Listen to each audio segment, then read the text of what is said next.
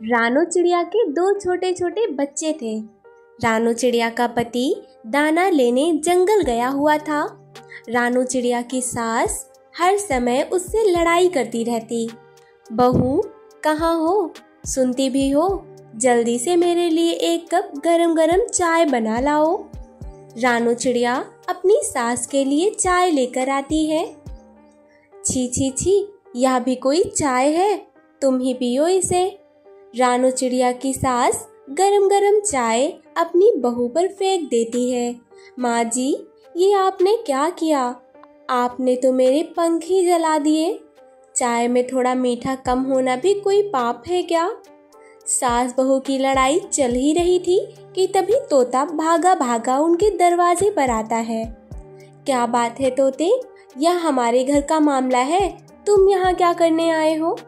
मैं तो आपको बताने आया हूँ कि आपके बेटे को एक शिकारी ने मार दिया।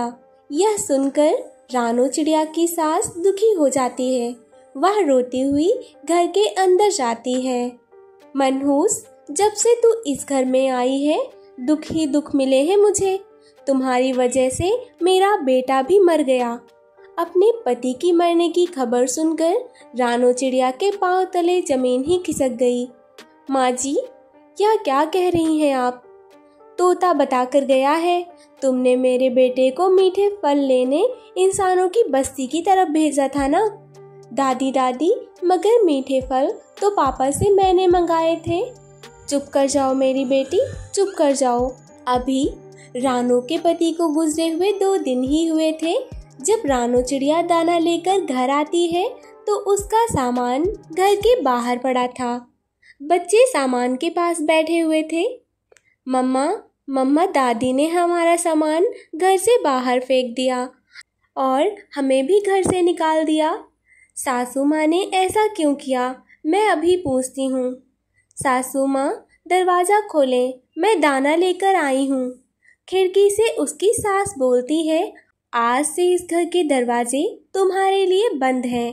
जहाँ जी करता है तुम वहाँ जाओ।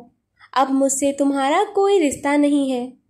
कृपा करें माँ जी, मैं इन छोटे छोटे बच्चों को लेकर कहाँ जाऊँगी? मैं दाना कमा कर ले आऊँगी, आपके लिए भी और अपने बच्चों के लिए भी। जब मेरा बेटा ही नहीं रहा तो तुम्हारा मेरा क्या रिश्ता? जाओ, भागो यहाँ से। तुम्हारा सामान मैंने घर के बाहर ही रख दिया है। रानू चिड़िया अपनी सास से बहुत विनती करती है, मगर उसकी सास दरवाज़ा नहीं खोलती। फिर थक हार कर रानू चिड़िया अपना सामान उठाकर चली जाती है। बच्चों को पानी पिलाने के लिए मम्मा चिड़िया नदी के किनारे रुकती है। मम्मा, अब हम कहाँ जाएंगे? हमारा तो कोई घर भी नहीं है। मम्मा, क्या हम बिना घर के पेड़ों पर ही रहेंगे? मैं अपने बच्चों के लिए नया घर बनाऊंगी जहाँ मेरे बच्चे सुरक्षित रहेंगे। वह फिर से वहाँ से उड़ती है और जंगल की दूसरी ओर झरने के पास मम्मा चिड़िया को एक अंगूर की बेल नजर आती है। मम्मा चिड़िया उस अंगूर की बेल पर अपना घोंसला बनाने का फैसला करती है।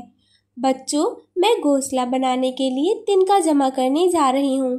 तब तक आप इस बेल से अंगूर तोड़कर खा लो। मम्मा चिड़िया तिनके लेने चली जाती है। बच्चों, क्या तुम मुझसे दोस्ती करोगे? मेरा कोई दोस्त नहीं है।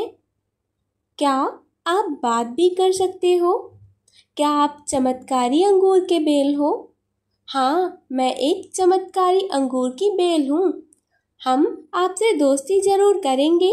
पहले हमें एक सुंदर सा घर बना के दे दो। अंगूर की वह बेल पलक झपकते ही अपने शाखा पर एक छोटा सा सुंदर सा घर बना देती है। बच्चे पेट भरकर अंगूर खाते हैं और घर के अंदर जाकर सो जाते हैं। जब शाम को मम्मा चिड़िया तिनके लेकर घर आती है तो उस बेल पर एक घर देखकर हैरान हो जाती है। यह घर किसका है? पहले तो यहाँ घर नहीं था। कोई है? कौन है इस घर में? अंदर से गुड़िया दरवाज़ा खोलती है। मम्मा हैरान हो गई ना। यह घर हमारा है, हमारे नए दोस्त अंगूर की बेल ने हमें बना कर दिया है। यह बेल कैसे घर बना सकती है?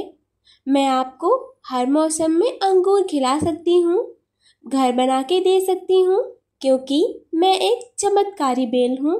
यह बच्चे मेरे दोस्त हैं और मैं अपने दोस्तों के लिए कुछ भी कर सकती हूँ। मम्मा चिड़िया खुशी खुशी घर के अंदर चली जाती है। फिर ऐसे ही कुछ दिन गुजर जाते हैं और फिर एक दिन कौवा और कौवी उड़ते उड़ते उसी दिशा में आ जाते हैं। कालू जी, मैं तो अंगूर खाऊंगी। अरे अरे, यह घर तो बहुत सुंदर है। यह घर किसका है? यह घर हमारा है और मेरी बहन का, और मेरी मम्मा भी यहाँ रहती हैं। गोरी, अगर यह घर तुम्हारे पास तब तो मजा ही आ जाएगा। चलो हम इन्हें बाहर निकाल देते हैं। चलो हम इन चिड़िया के बच्चों को घर से बाहर निकाल देते हैं। बच्चों, यहाँ आओ मेरे पास। जैसे ही बच्चे कौवे के पास आते हैं, वो उन्हें धक्का देकर नीचे गिरा देते हैं और खुद अंदर जाकर सो जाते हैं। दोस्त, इन दुष्ट कौवों ने हमें मारा है। मेरे दोस्त, तुम चिंता ना करो, अभी रात होने का इंतजार करो, फिर देखना मैं इन्हें कैसे भगाता हूँ। मम्मा चिड़िया भी आ जाती है। बच्चों, आप यहाँ क्यों बैठे हो?